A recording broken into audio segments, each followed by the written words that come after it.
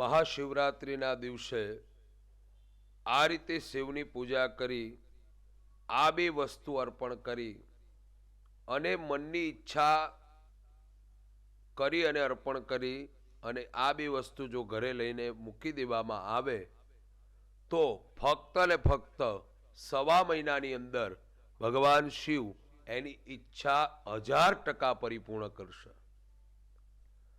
પ્યારા ભક્તજનો, સૌને ઓમ નમઃ શિવાય. સદાશિવ. ભગવાન શિવની રાત્રિ એટલે શિવરાત્રિ. પવિત્ર અને કલ્યાણકારી દેવ ભગવાન શિવ. પવિત્ર મહારાત્રિ ગણવામાં આવે છે. આમ તો 12 મહિનામાં 11 મહિનાની શિવરાત્રિ આવે છે, પણ મહા મહિનાની શિવરાત્રિ એમનું મહત્વ બહુ ઉત્તમ હોય છે. તો જેને જેને જે પણ ફળની ઈચ્છા આ ગયા વર્ષની શિવરાત્રિના દિવસે જેને જેને જે ફળની ઈચ્છા હતી એ પરિપૂર્ણ કરી અને એ સંદર્ભથી આ મારી ઉપજાવેલી કોઈ વાત નથી. આ ગુરુની કૃપાથી ગુરુજીએ જણાવેલી. કારણ કે છે ને, શાસ્ત્રમાં એમ કીધું છે કે ગુરુ બ્રહ્મ વાક્ય જનાર્દન, ગુરુનું એક વખત વાક્ય હોય એ ની મિથ્યા થતી નથી. તો આ પ્રમાણે મારા ગુરુએ જ્યારે અમે પાઠશાળા કરતા હતા ત્યારે 2-3 પ્રયોગ કરાવ્યા હતા. અને હમણાં મને યાદ આવ્યું એટલે આ સંદર્ભથી ઘણા લોકોને બધા પ્રોબ્લેમ હોય. ત્યારે મેં પૂછ્યું હતું, ત્યારે એ સમયમાં અમારે વાત થઈ, ત્યારે કીધું કે જે તકલીફો છે શિવજીથી જ નિરાકરણ મળે છે. કારણ કે જીવને શિવ વગર ન ચાલે અને શિવને જીવ વગર નથી ચાલતું. કલ્યાણકારી દેવ છે. તો એવા ભોળાનાથના મંદિરે શિવરાત્રિના દિવસે શું ધ્યાન રાખવું જોઈએ અને શું અર્પણ કરવું જોઈએ? ખાસ તો ભગવાનના દ્વારે તમે જાઓ, ક્યારે પણ ટૂંકા વસ્ત્ર પહેરીને ન જતા. શિવના દ્વારે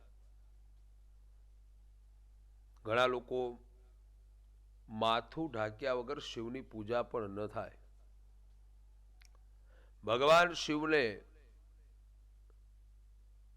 જળ ઘરેથી લઈ જવું જોઈએ. ત્યાંનું જળ ઉપયોગ થાય, પણ ઘરેથી આપણે જળ લઈ જવું, એનું મિશ્રિત કરી ભગવાન શિવને સરસ મજાનું જળ, પછી દૂધ અર્પણ કરો. ત્યાર પછી 2 વસ્તુ લઈ જવાની છે. કઈ 2 વસ્તુ છે? તો એક બિલ્વપત્ર અને બીજું,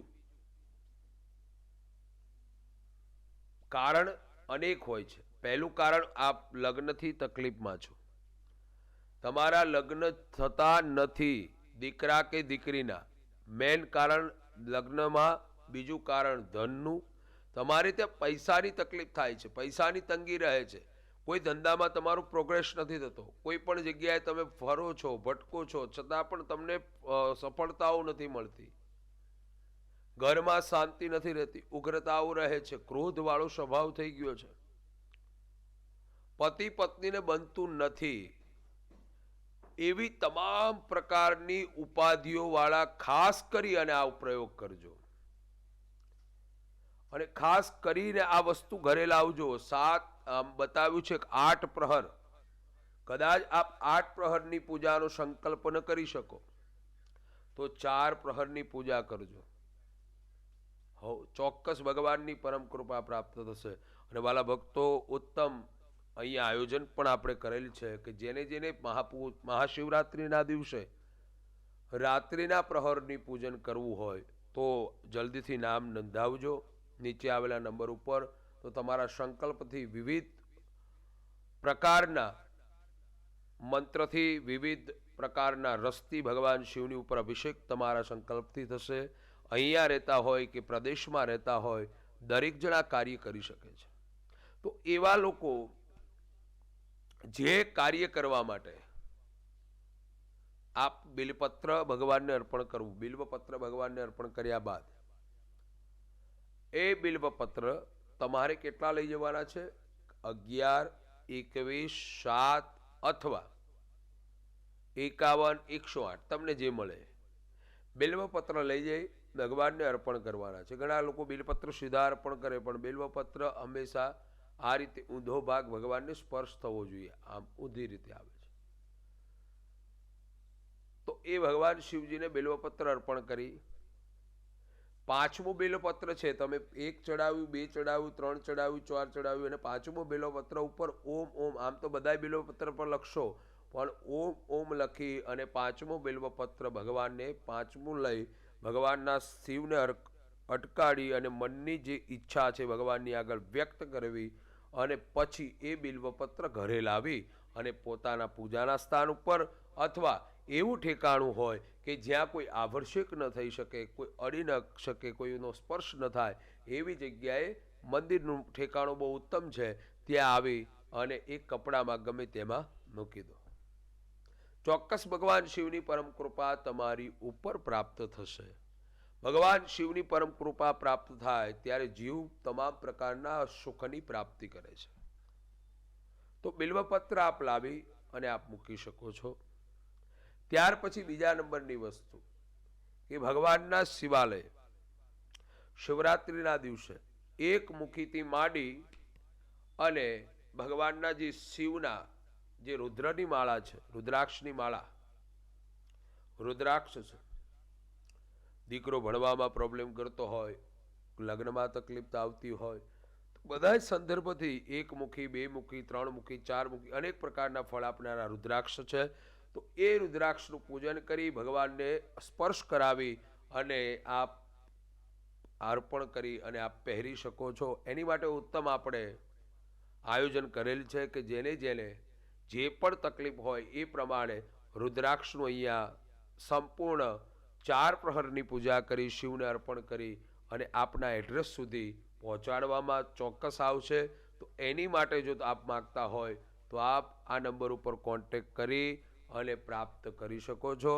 તો વાલા ભક્તો, આ પ્રમાણે આવનારી મહાશિવરાત્રિના દિવસે આપ પૂજન કરજો ભગવાન શિવનું અને ભગવાન શિવને પ્રસન્ન કરજો. અને શિવાલયે હંમેશા દીપનું ધ્યાન ચોક્કસ કરજો. શિવરાત્રિના દિવસે અનેક પ્રકારના દીવા પ્રજ્વલિત કરજો અને દીવા કરી અને ભગવાન શિવનો જય જયકાર કરજો.